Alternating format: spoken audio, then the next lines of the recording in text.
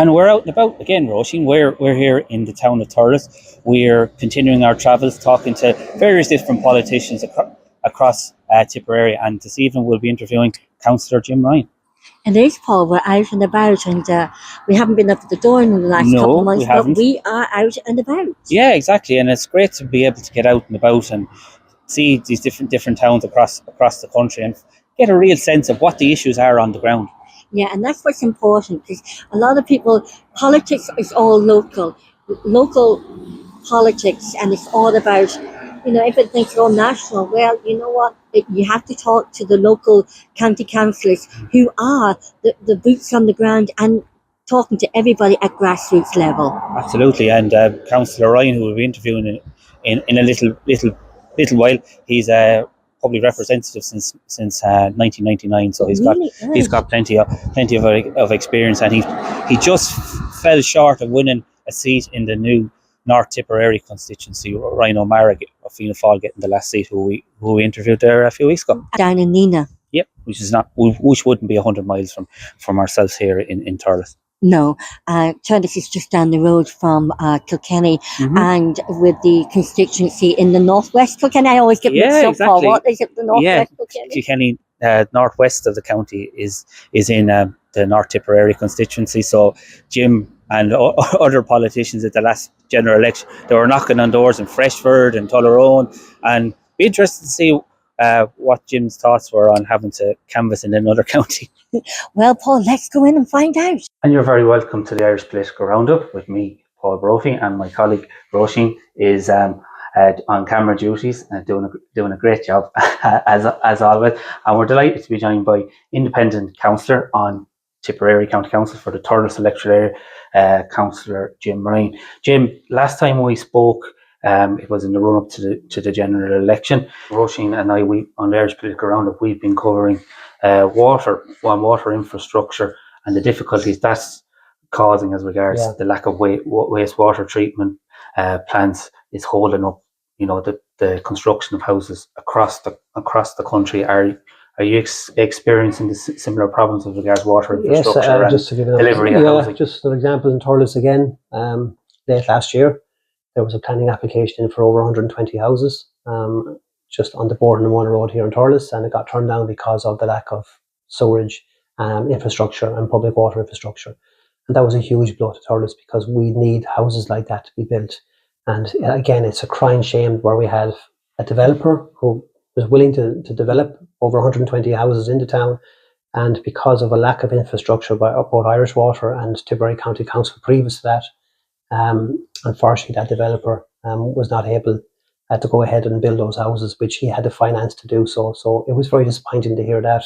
A lot of people in Thurles were really upset over the fact that, and couldn't understand how potentially over 120 houses that would have been made available to people renting privately or students, wherever the case may be, that it was refused planning permission on the basis that there wasn't the adequate or appropriate infrastructure facilities such as sewage and water. So that's just a disgrace as far as I'm concerned. And as regards the whole concept Irish Water, we've had lots of discussions in the last while. Should Irish Water remain? Should it be broken up? Should it go back to should the delivery of water infrastructure go back to our local councils? What are your thoughts on that? Because it's something, if we don't fix this now, it's going to be very difficult to deliver the houses that are needed across the country. Yeah, well, what really drives me mad and frustrates me is when you hear all the political parties, every one of them do it, opposition, government parties, saying we're going to build 30,000 houses or 50,000 houses. They'll never say how they're going to build them, because I'm after giving you an example there. 120 houses in Thurles were refused last year because of a lack of infrastructure. So you can say you're going to build 30,000 or 50,000 houses. It's easy to say that, but to deliver them is a different kettle of fish. And unless you have the proper infrastructure, and it just won't happen. And Irish Water, I never supported it. Never liked the idea of taking something like that away from the local authorities, who had been the people that looked after the water and storage facilities here in Tipperary and every county in the country for over a century. And just to take that away from them with a stroke of a pen by Phil Hogan at the time, again, has proven to be an absolute disaster. And the proof's in the pudding. Here in Thurles, as I said, those 120 houses were refused. Well, also, more disgracefully, from an environmental aspect, we have a beautiful River Suir. I'm sure you passed it on many occasions going from Matcham here in Thurles, flowing through the town centre. Not many towns in Ireland or cities in Ireland have a river going through the town centre.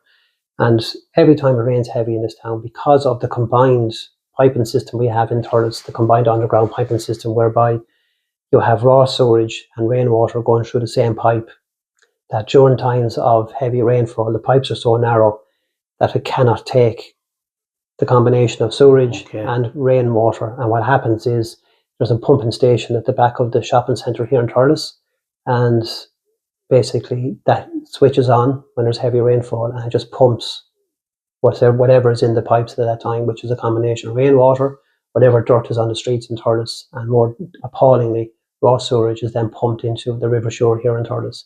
And that's been let happen for years now at this stage. And at our last county council meeting, I asked for an update in relation to it, and the director of services said they've no update from Irish Water as regards how they're going to solve it. And if it is to be solved, does that require the construction of a new water treatment plant? No, it just basically means that the underground piping system needs to be made more modernised. The sewage and rainwater need to be separated. When the Liberty Square was being redeveloped there 3 or 4 years ago, they put in these underground pipes, which were huge.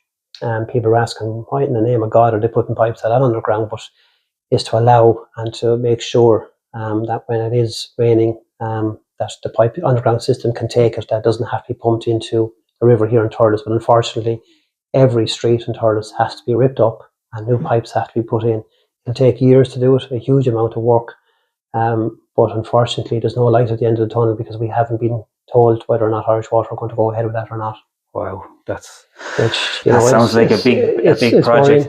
Yeah, absolutely, but it should have been done years ago, and it hasn't been. And again, Thurles neglected, left behind. That's just another typical example of why Thurles has been underrepresented in the Dáil down through the years. As far as I'm concerned, we have problems. I could again list them off here tonight, but that's just one typical example of where Thurles has been let down very badly. Councillor Jim Ryan, thanks a million for taking the time to chat to us here on the Irish Political Roundup. Both Roisin and myself are delighted to be invited down to talk to you here in your office about all the things that are happening here in Thurles, and hopefully we'll see you on in the next general elections as well. Look, thank you very much for coming. Delighted to have you, and it's important to get the message across there, and it's also important that that people realise that they have someone there that they can depend on and someone that represents them. So hopefully that's what people see in me anyway.